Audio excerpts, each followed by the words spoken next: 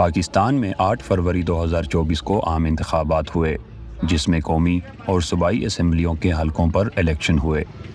سرکاری نتائج کے مطابق پاکستان تحریک انصاف کے آزاد امیدواروں نے سب سے زیادہ نشستیں حاصل کیں۔ سرکاری نتائج کے بعد ملک بھر میں بے ضابطگیوں اور مبینہ دھاندلی کے الزامات کی گونج سنائی دے رہی ہے، جس نے شفاف انتخابات پر کئی سوالات کھڑے کر دیے ہیں۔ 10 فروری کو نتائج میں مبینہ دھاندلی کے خلاف عمران خان کی جماعت پاکستان تحریک انصاف کے آزاد امیدواروں نے ملک بھر کی صوبائی عدالتوں کا رخ کیا۔ وکیل اور سماجی کارکن جبران ناصر نے پی ٹی آئی کے تقریباً 40 امیدواروں کے ساتھ ہونے والی مبینہ دھاندلی کے خلاف سندھ ہائی کورٹ میں درخواست دائر کی۔ 13 فروری کو سندھ ہائی کورٹ نے تمام پٹیشنز کو خارج کر دیا اور الیکشن کمیشن کو کہا کہ ان تمام پٹیشنز کو شکایات کی طرح سنا جائے اور 14 دن کے اندر فیصلہ سنایا جائے۔ اس کے بعد 16 فروری کو اسلام آباد میں الیکشن کمیشن نے سندھ سے تعلق رکھنے والے ان 14 کے قریب امیدواروں کے کیسز کی سماعت کی، جس میں الیکشن کمیشن نے کہا کہ تمام دائر پٹیشنز کے حوالے سے یکساں فیصلہ کیا جائے گا۔ دیکھیے آج جو تھی تقریباً سارے جو کیسز سے 40 سے قریب سب میں بنیادی نقطہ ایک ہی تھا، مور اور less all the lawyers highlighted the same thing, اور انہوں نے بھی یہی کہا الیکشن کمیشن نے بار بار کہ ہم جو آرڈر ایک میں کریں گے وہی ہم سب میں کریں گے۔ گو کہ میں نے ان کو یہ ہائی لائٹ کروایا کہ ان کی لینگویج بڑی ٹربلنگ ہے، کچھ میں یہ لوگ اسٹے آرڈرز دے رہے ہیں but ineffective stay orders دے رہے ہیں۔ فار ایگزامپل جن کیسز میں ایشو ہو چکا ہے نوٹیفیکیشن، ان میں لکھا جا رہا ہے notification should not be issued, جب وہ ہو چکا ہے تو یہ تو انفرکچس آرڈر ہے، تو ہم نے ان سے یہ کہا کہ آپ سسپینشن کا یا وڈرال کا لفظ استعمال کریں، اور اگر ہمیں کوئی ریلیف دے رہے ہیں تو افیکٹو ریلیف دیں، بیکاز بہت بڑی ٹریجڈی ہوگی that somebody who was not elected by the people of Pakistan stands up in the assembly and takes an oath as a lawmaker, اور by the time election tribunal ہمیں کوئی relief دے گی وہ پتہ نہیں کتنی قانون سازیاں بھی کر چکا ہو۔ پاکستان تحریک انصاف کا کہنا ہے کہ انتخابی نشان چھن جانے، کارکنوں پر حملوں اور کریک ڈاؤن کے باوجود ان کے حمایت یافتہ آزاد امیدوار قومی اسمبلی میں 170 سے زائد نشستیں حاصل کر چکے ہیں، جن میں سے تقریباً آدھی نشستیں دھاندلی کا شکار ہوئی ہیں۔ ریٹرننگ افسر نے یا ریٹرننگ افسران نے ان نتائج کے ساتھ جو کھلواڑ کیا ہے، انہوں نے پاکستان کے مستقبل اور پاکستان میں سیاست اور جمہوریت کے مستقبل کو دائمی طور پہ خطرے سے ہمکنار کیا، کیونکہ اگر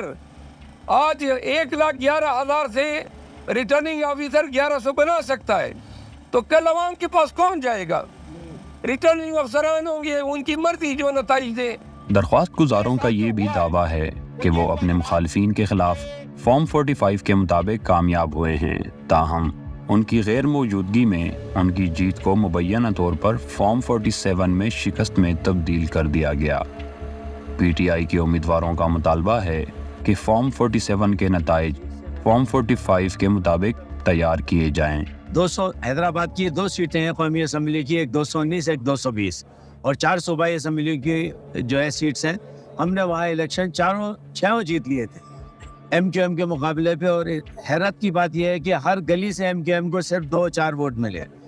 مجھے 60 سے 62 ہزار تقریباً ووٹ ملے ہیں، ان کو 18,000 کچھ ملے ووٹ، مگر 3 دن کے بعد میں انہوں نے مینیپولیشن کیا اور فارم 45 بنوائے۔ الیکشن کمیشن کی جانب سے سندھ کے امیدواروں کے کیسز کی سماعت 21 فروری تک ملتوی کر دی گئی ہے۔ بڑا یقین ہے مجھے، اور مجھے پوری امید ہے کہ جو کچھ آج میں نے اپنی آنکھوں سے دیکھا اور ججز جس طرح ہمیں پریشان نظر آئے اور حیران نظر آئے، میں یہ جو ہے بڑا یقین سے کہہ سکتا ہوں کہ انشاءاللہ تعالیٰ یہ فیصلہ ہم سب کے حق میں آنے لگا ہے۔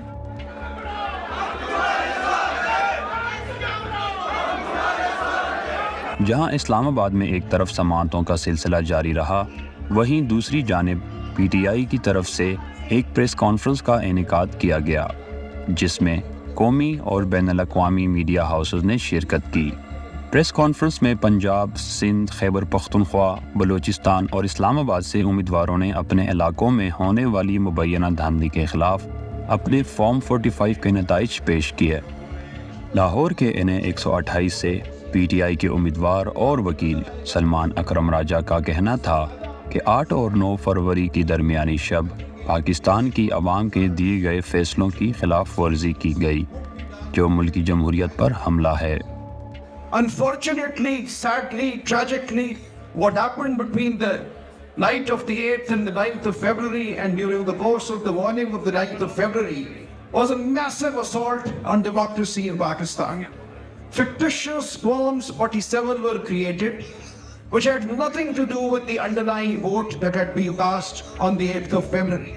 اس سیاسی اور جمہوری بحران میں 17 فروری کو دھاندلی کے الزامات کے پیش نظر راولپنڈی ڈویژن کے کمشنر لیاقت علی چٹھا نے اپنے عہدے سے استعفیٰ دیا اور اس بات کا اقرار بھی کیا کہ 70,000 کی لیڈ والے امیدواروں کی جیت کو ہار میں بدل دیا گیا، جس میں ان کے ساتھ الیکشن کمیشن بھی ذمہ دار ہے۔ جو یہاں پہ ہوا ہے کہ جو لوگ آزاد امیدوار 80 ہزار کی لیڈ سے جیت رہے تھے، ہم نے ان کو ہروایا ہے اور ان کے اوپر جعلی مورے لگا کے سب کو ہروایا۔ تاہم الیکشن کمیشن نے ان الزامات کی تردید کی اور اس معاملے میں مزید تحقیقات کا حکم جاری کیا۔ Pakistan Tehreek Insaf, Jamaat Islami, green democratic alliance اور جمعیت علماء اسلام فضل الرحمان کی طرف سے دھاندلی کے الزامات اور کمشنر راولپنڈی کے انکشافات نے 2024 کے عام انتخابات کو قابل اعتراض بنا دیا ہے۔ پاکستان کے اس سیاسی اور جمہوری بحران کا حل صاف اور شفاف انتخابات کے بغیر ممکن نہیں۔